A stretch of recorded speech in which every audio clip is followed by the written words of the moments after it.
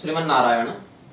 एक महानुभाव कोई गणेश जोशी जी हैं, उनका एक अच्छा प्रश्न आया है और प्रासंगिक प्रश्न है इनका, इसीलिए मैंने इनको व्यक्तिगत में समाधान नहीं दिया, अपितु कहा कि मैं इस पर एक वीडियो ही बनाकर प्रस्तुत कर देता हूं, ताकि अन्य किसी व्यक्ति के मन में यदि यह प्रश्न और जिज्ञासा उत्पन्न हो रही हो तो उसका सार्वकालिक समाधान हो जाए। ये लिखते हैं, गुरुदेव जय श्रीमन नारायण, एक उलझन में पड़ गए हैं कि पद्म पुराण में लिखा है कि शिव पुराण तामसिक है और स्कंद पुराण में लिखा है कि वैष्णव पुराण तामसिक है। आज हमें प्रमाण मिला है जहां कुछ गौड़ीय वैष्णव शैव पुराणों को तामसिक बोल रहे हैं, लेकिन उनका जवाब देते हुए कुछ ऐसे प्रमाण हैं जो वैष्णव पुराणों को तामसिक बताते हैं। अब आप ही कुछ समाधान कीजिए कि दोनों में क्या एक दूसरे को तामसिक कहा गया है। पद्म पुराण के सात्विक, राजसिक और तामसिक पुराण संबंधी शंका और उसका निवारण। पद्म पुराण के कुछ श्लोक हैं। वैष्णवं नारदीयं च तथा भागवतं शुभम गारुड़ं च तथा पाद्मं वाराहं शुभ दर्शने सात्विकानि पुराणानि विज्ञेयानि शुभानि वै।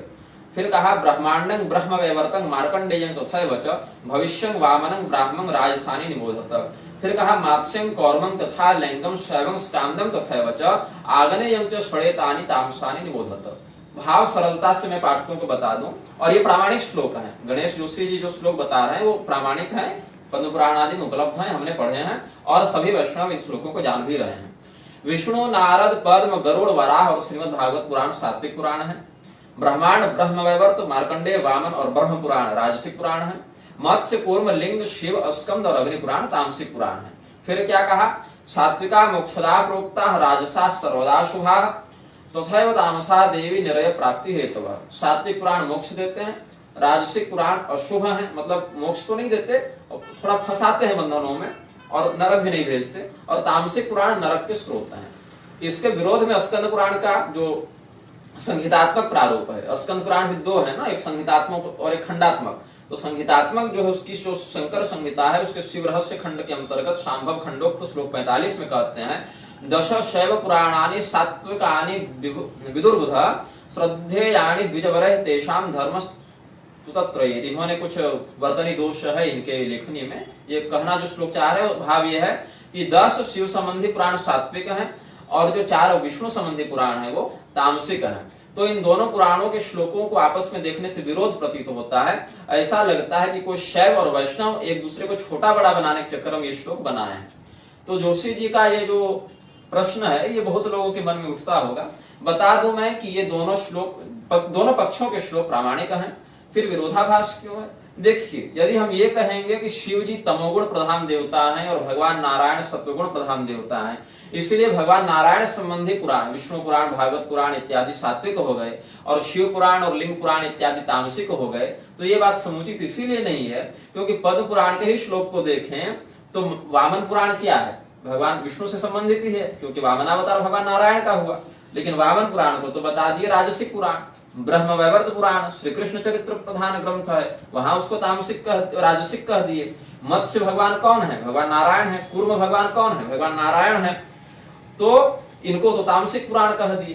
तो ये नहीं सोचना चाहिए कि भगवान विष्णु परक सभी पुराण सात्विक हैं, क्योंकि भगवान विष्णु के ही विष्णु पुराण आदि को सात्विक कह दिया, वामन पुराण आदि को राजसिक कह दिया और जो कौन है मत्स्य कुर्मादि पुराणों को तामसिक कह दिया।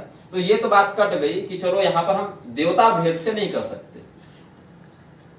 अब यहां पर यह देखते हैं कि तीनों गुणों का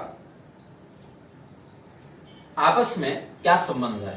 पांचरात्रागमों की जो प्रकाश संहिता है उसमें विस्तृत वर्णन है। मैं आपको ग्रंथ का नाम बता देता हूं, वहां आपको मिल जाएगा कि कितने अणुओं का संयोजन किस गुण का रहेगा तो किस गुण की उत्पत्ति होगी। मतलब सत्व गुण भी अकेला सत्व गुण नहीं रहता, उसमें कुछ एक अंश रजोगुण और तमोगुण का रहता ही रहता है।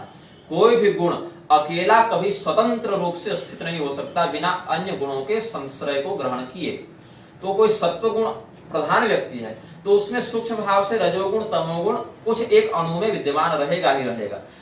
यदि कोई पूर्णतया तमोगुणी व्यक्ति भी हो तो भी उसमें किसी न किसी अणु के अंश से सत्वगुण और रजोगुण विद्यमान रहेंगे ही रहेंगे। तो कितने अणुओं से कौन सा गुण बनता है ये प्रकाश संहिता जो पांचरात्रागमों की है उसमें आपको विस्तार से मिल जाएगा। मैंने आपको संदर्भ बता दिया है। अधिक अध्ययन के लिए आप उस ग्रंथ का आश्रय ग्रहण करें।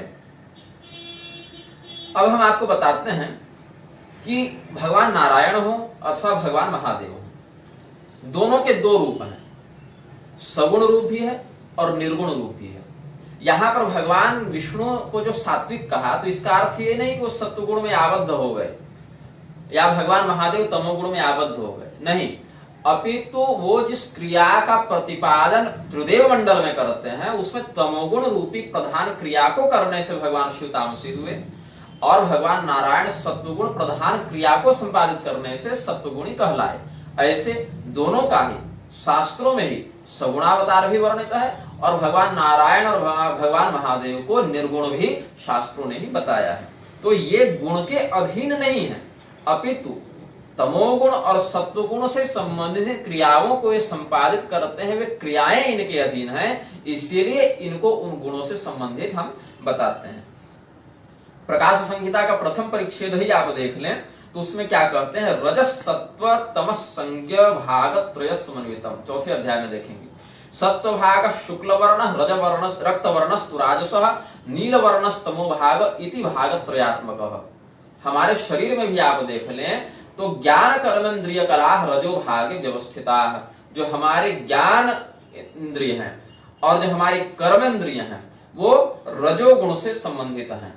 जो हमारी तमोगुण से संबंधित क्रियाएं हैं, तत्व हैं, वो तन्मात्रा से संबंधित हैं। तमो भागगता पंच तन्मात्रा संगीता कला, और जो अंतःकरण संबंधी कलाएं हैं, मन बुद्धि चित्त अहंकार की, वो सत्व गुण से संबंधित है। मन कला सत्व भाव गता सर्व प्रधानिका, ऐसा प्रकाश संहिता के प्रथम परिच्छेद अध्याय 4 के श्लोक 8, 9, 10 में कहते हैं। आगे आप पंचम दशम परिच्छेदों का अध्ययन करेंगे तो वहां पर आपको अणुओं का वर्णन मिल जाएगा कि 1000 अणु इसका रहे और इसका इतना अंश ये रहे, 10,000 अणु इसका रहे तो सत्व गुण रजोगुण तमोगुण, ये आपको पूरा का पूरा तात्विक विवरण वहां पर मिल जाएगा। अब वेद इसमें क्या कहते हैं, पाशुपत ब्रह्मोपनिषद में कहते हैं तमो मायात्मको रुद्र, सात्विक मायात्मको विष्णु, राजस मायात्मको ब्रह्मा।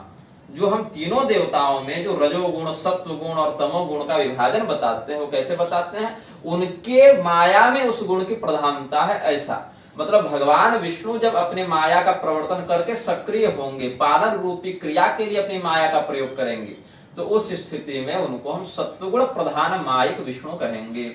इसी प्रकार से सृष्टि संबंधी कर्म में ब्रह्मा जी को रजोगुणी और भगवान महादेव को संहार रूपी, छेदन रूपी, विनाश रूपी तमोगुण प्रधान क्रिया में माया प्रवर्तन करने के कारण हम तमोगुणी कहेंगे। ये पाशुपत ब्रह्मोपनिषद का मत है। गणेश पुराण की क्रीड़ा खंड में कहते हैं सात्विको लीयते देवी राजसस्तु स्वरूपताम उभाभ्याम चैव सानिध्यम तामसस्तु सलोकताम। अब यहाँ पर 3 मुक्ति का वर्णन किए हैं। पहला तो कहा कि सायुज्य मुक्ति, फिर कहा सारूप्य मुक्ति, फिर कहा सालोक्य मुक्ति।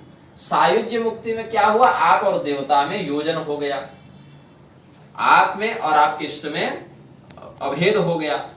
और जो सारूप्य मुक्ति है उसमें क्या कहा कि आप उनके पार्षद के रूप में बन गए और उन्हीं के समान स्वरूप को आपने धारण कर लिया। और जो सालोक्य मुक्ति है उसमें क्या कहे कि आपको उनके लोक में धाम में एक निवास मिल गया।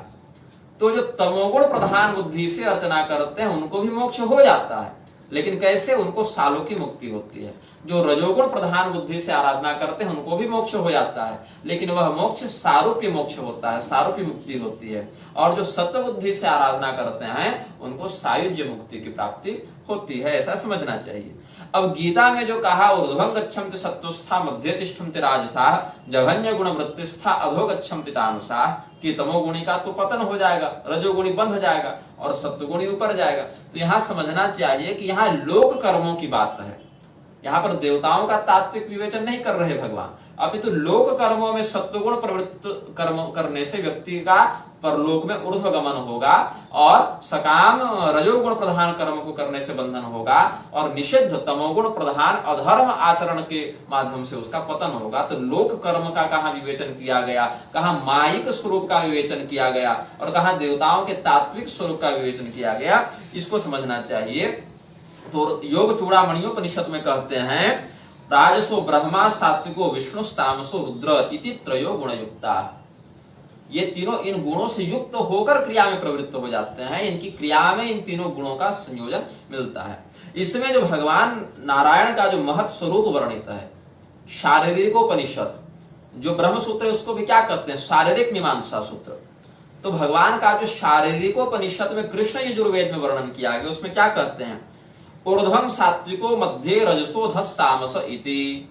जो भगवान का स्वरूप है उसमें ऊर्ध्व भाग जो है वह सात्विक भाग है, मध्य भाग जो है वह राजस भाग है और अधो भाग जो है वह तामस भाग है। और 18 पुराण भगवान के ही स्वरूप हैं। एकं पुराणं रूपं वै तत्र पादमं परं महत् ब्राह्मं मूर्धा हरेरेव हृदयं पद्म संगीतम वैष्णवं दक्षिणो बाहु शैवं वामो महेशितु उरु भागवतम प्रोक्तम नाभिष्यान नारदीयकम। बहुत विस्तृत श्लोक है, आप लोग पद्म पुराण के स्वर्ग खंड के अध्याय 62 का अध्ययन कर लेंगे तो मिल जाएगा। मैंने भी अपने पुस्तकों में इसका संक्षेपतः वर्णन कर दिया है। अर्थात सभी के सभी पुराण भगवान विष्णु के अंग हैं, पुराण पुरुषोत्तम के अंग हैं। जैसे ब्रह्म पुराण मूर्धा है और गरुड़ पुराण मज्जा है, ब्रह्मांड पुराण हड्डी है, स्कंद पुराण जो है वह लोम है, रोमा है, वामन पुराण त्वचा है, जो विष्णु पुराण है वो दाहिना हाथ है और शैव पुराण जो शिव पुराण है वो बायां हाथ है। ऐसा करके सभी 18 पुराण भगवान के शरीर में ही सन्निहित हैं। तो 18 पुराण जो भगवान के ही अंग हैं और भगवान के ही अंग में कह दिया कि तीनों गुण समाहित हैं, तो इस प्रकार से समझना चाहिए कि अपनी अपनी क्रियाओं की प्रधानता से ये गुणों का विवेचन कर देते हैं। ऐसा नहीं शिव पुराण पढ़ने वाला तामसी पुराण पढ़ लिया तो नरक चला जाएगा, ऐसा नहीं समझना चाहिए। अब जो व्यक्ति भगवान विष्णु के संप्रदाय में दीक्षित होकर विष्णु परक आराधना को वैष्णवाचार की विधि से संपादित करता है, उसके लिए पद्म पुराण आदि सात्विक पुराण हो जाएंगे। और उस समय वह जब प्रमाण संकलन करेगा तो सबसे पहले विष्णु संबंधी पुराणों का अध्ययन करेगा। उसमें अगर प्रमाण नहीं मिले या अस्पष्ट सिद्धांत मिला तो राजस का और फिर तामस पुराणों का अनुसरण करेगा। लेकिन जो शिव परंपरा से दीक्षित होकर शिव धर्मनिष्ठ होकर शैवाचारी है वह व्यक्ति पहले शिव तत्व संबंधी पुराणों का आश्रय ग्रहण करेगा। वहां पर स्कंद पुराण के मत से उसके लिए शिव पुराण सात्विकवत हो जाएंगे और फिर उसके बाद वहां प्रमाण न मिले या सिद्धांत की स्पष्टता न हो तो फिर राजस और फिर तामस पुराणों को वह देखेगा। सूर्य गीता जो भगवान सूर्य ने अरुण को बताई है, जिसका वर्णन ब्रह्मदेव ने तत्व सारायण आदि ग्रंथ में वशिष्ठ मुनि के माध्यम से कराया है, उसमें वर्णन है, मुझे श्लोक थोड़ा धुंधला सा स्मरण आ रहा है, आप उस सूर्य गीता में देख लेंगे और कुछ समय के बाद वह सूर्य गीता हमारे भाष्य के साथ प्रकाशित भी होगी, मार्तंड भाष्य के साथ। उसमें कहा गया ब्रह्मा तो राजस प्रोक्तो विष्णु तामस उच्यते शिवश्च सात्विक प्रोक्ता मूर्तिर्वर्णश्च तादृशा।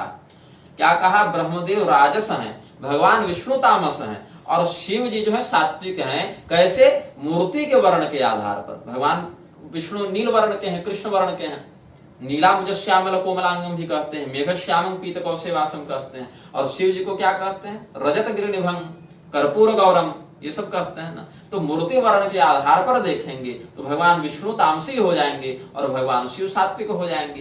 क्रिया प्रधान अगर विभाजन करेंगे कर्म प्रधान तो वहां पर पालन रूपी क्रिया में सत्व गुण प्रधान नारायण हो जाएंगे और संहार रूपी क्रिया में तमो गुण प्रधान भगवान शिव हो जाएंगे। तो ये देखना पड़ेगा कि क्रिया प्रधान विभाजन कर रहा है, स्वरूप प्रधान विभाजन कर रहा है कि तत्व प्रधान वर्णन कर रहा है ग्रंथकार, इन बातों को समझना चाहिए। अब भगवान विष्णु भी तामसी मूर्ति को धारण करते हैं। जब आप चतुर्व्यूह सिद्धांत को देखेंगे तो भगवान संकर्षण को तामसी ही कहेंगे, कहीं कहीं राजस भी वर्णन है, लेकिन पद्म पुराण में कहा, अग्नि पुराण इत्यादि में भी कहा, पांचरात्र संहिताओं में भी जो शेष भगवान का वर्णन है तो क्या कहते हैं, पातालाना मधश्चास्ते शेषो विष्णुश्च तामसा गुणानंत्यात् सचानंतः शिरसा धारयन् महे। भगवान शेष के रूप में, संकर्षण के रूप में जब भगवान विष्णु रहेंगे तो तामसी गुण को वो धारण करेंगे। लक्ष्मी तंत्र में क्या कहा, अध्याय 16 देखें, श्लोक 2 और 3। सात्विको बुद्धिरित्युक्तो राजसः प्राण एव हि तामसः काल इत्युक्तस्तेषां व्याख्यामिमां शृणु बुद्धिरध्यवसायस्य प्राणः प्रयतनस्य च कालः कलन रूपस्य परिणामस्य कारणम्। जो बुद्धि तत्व है वो सात्विक कहलाएगी, जो प्राण तत्व है वह राजस कहलाएगा और जो काल तत्व है वह तामस कहलाता है। व्याख्या क्या, अध्यवसाय चिंतन मनन की शक्ति विवेकशीलता बुद्धि का लक्षण है, इसलिए बुद्धि सात्विक है। प्रयत्न रूपी क्रिया बिना कामना के नहीं हो सकती। एक नीति वाक्य है ना, प्रयोजन मनुद्देश्य मंदोपि न प्रवर्तते। कोई इच्छा न हो, कोई काम न हो तो कोई सामान्य मूर्ख व्यक्ति भी प्रयत्नशील नहीं होता। तो प्राण क्या करता है, प्रयत्न करता है। प्रयत्न करने के कारण उसमें सकाम बुद्धि आ जाती है, इसलिए प्राण को राजस कहा गया। और तामस कहा गया काल को, क्योंकि काल सबको विलीन कर देता है, संहार रूपी क्या करता है, करण रूपी परिणाम को, परिणति को जन्म देने के कारण वह काल तामसी कहा गया। भगवान ने अपना तामसी स्वरूप भी दिखा दिया अर्जुन को ना, कालोस्मि लोक क्षयकृत प्रवृद्धो लोकान समाहर तुम्हें प्रवृत्ता। तो समाहरण रूपी क्रिया को करने के समय भगवान ने तामसी स्वरूप दिखा दिया अर्जुन को गीता में, विश्वरूप दर्शन में। अर्जुन ने क्या देखा कि जितने भी हैं दष्ट्रा कराला निजते मुखानि दृष्टयो काला न लसन निभानी दिशो न जाने न लभे च शर्म प्रसीद देवे स्वजगन निवास। अर्जुन को कहीं शरण नहीं मिल रही थी, वो भयभीत तो हो गए थे। यथा प्रदीप्तं ज्वलनं पतंगा विशंति नाशाय समृद्ध वेगा तथैव नाशाय विशंति लोकास्तवापि वक्त्राणि समृद्ध वेगा। तो भगवान विष्णु में भी सात्विक राजसी तामसी तीनों गुणों का दर्शन कर लेते हैं। भगवान शिव में भी सात्विक राजसी तामसी तीनों का हम दर्शन कर लेते हैं। तो देवता ये जो दोनों महदेव हैं, भगवान नारायण और भगवान शिव, ये दोनों क्रिया प्रधानता को देखें तो भगवान नारायण सात्विक हो जाते हैं, भगवान शिव तामसी हो जाते हैं। मूर्ति भेद देखें तो भगवान नारायण ही तामसी हो जाते हैं, भगवान शिव ही सात्विक हो जाते हैं। और तात्विक देखें तो तीनों गुणों से ये विलक्षण है, अपितु तीनों गुणों का इन पर कोई प्रभाव तत्वतः नहीं पड़ता, ऐसा समझना चाहिए। पद्म पुराण के उत्तरखंड में भी इसीलिए कहा कि सात्विकी विष्णु संभूतिर ब्रह्मा वैराजस स्मृतः विष्णु स्तुतांसः प्रोक्त ये भी सर्वम प्रवर्तितम। तो जो पुराणों में सात्विक राजसी तामसी विभाजन किया गया है, ये संप्रदाय भेद से किया गया है। जब आप भगवान विष्णु को सात्विक मानेंगे क्रिया भेद से, उस समय आप अमुक अमुक पुराण को सात्विक, अमुक को राजस और अमुक को तामस मानेंगे। भगवान शिव परक जो संप्रदाय निष्ठ व्यक्ति हैं, वो फिर तद्वत व्यवहार करेंगे, अपने शिव संबंधी पुराणों को पहले सात्विक मानेंगे, फिर ब्रह्म पुराण इत्यादि को राजसी और विष्णु पुराण इत्यादि को तामसी मानेंगे। किस भेद से?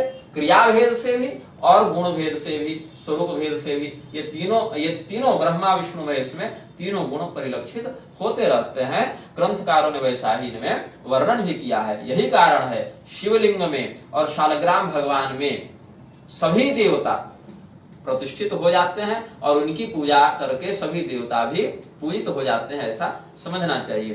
तो पुराणों में प्रक्षिप्तवाद का संशय न करें, ये सब संप्रदाय निष्ठा के कारण श्लोक ग्रंथकारों ने, भगवान वेद व्यास जी ने उपदिष्ट किए हैं। और इसमें ये नहीं कि हम शिव पुराण पढ़ेंगे तो नरक चले जाएंगे पद्म पुराण के मत से, और हम स्कंद पुराण के मत से विष्णु पुराण पढ़ देंगे तो नरक चले जाएंगे, ऐसा बिल्कुल नहीं है। ये तो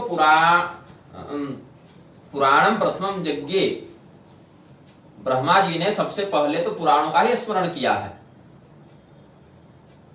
और पुराणों को सूत्र रूप में स्मरण किया है। अर्ध श्लोकी देवी भागवत, चतुश्लोकी श्रीमद् भागवत, सप्त श्लोकी गणेश पुराण इत्यादि का उन्होंने सूत्र रूप में स्मरण किया, उपदिष्ट हुए भगवान के द्वारा। और भगवान के बाद जो वेद व्यासादि अवतार हुए, उन्होंने दृष्टांत परक पंचलक्षणादि, त्रिलक्षणादि, दशलक्षणादि से युक्त महापुराण, उपपुराण, औपपुराण आदि का प्रवर्तन किया है, ऐसा हम समझते हैं। श्रीमन्नारायण।